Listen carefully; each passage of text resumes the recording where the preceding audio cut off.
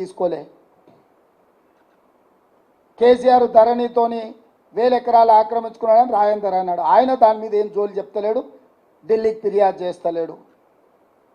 అందుకే నేను కేసీఆర్ను సూటిగా డిమాండ్ చేస్తున్నా, మల్కాజ్గిరిలో బీజేపీ అభ్యర్థి ఈటెల రాజేందర్ను గెలిపించడానికి మీ మేడ్చల్ ఎమ్మెల్యే బహిరంగంగానే మాట్లాడిండు, గెలుస్తున్నాడని అభినందించిండు.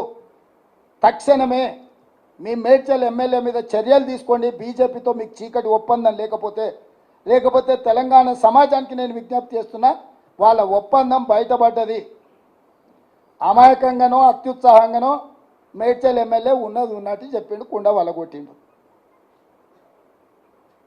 ఇక కేసీఆర్ కేటీఆర్ గుండు వలగొట్టుడే మిగిలింది తెలంగాణ సమాజంలో.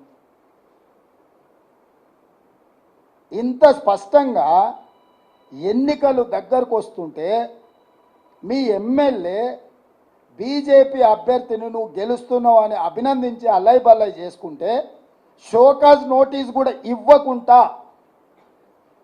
కనీసం వివరణ కూడా అడగకుండా ఆయన బీజేపీని ఓడిస్తా అని రంకెలేస్తున్నాడు. ఆయన మహబూబ్నగర్ పోయిందంట, తింటుంటేనే 2 సార్లు కరెంటు పోయిందంట. మేమన్నా బకాసూరు నువ్వు అరణాయన రోజంతా తిననీకే ఎంతసేపు తింటావా? 10 నిమిషాలు 15 నిమిషాలు తింటాం తిండి తింటే. సేమ్ ఇట్లనే హౌల మాటలు మాట్లాడింది. సూర్యాపేటలో పోయి పార్టీ ఆఫీస్లో ప్రెస్ మీట్ పెట్టినప్పుడు కరెంటు పోయిందని.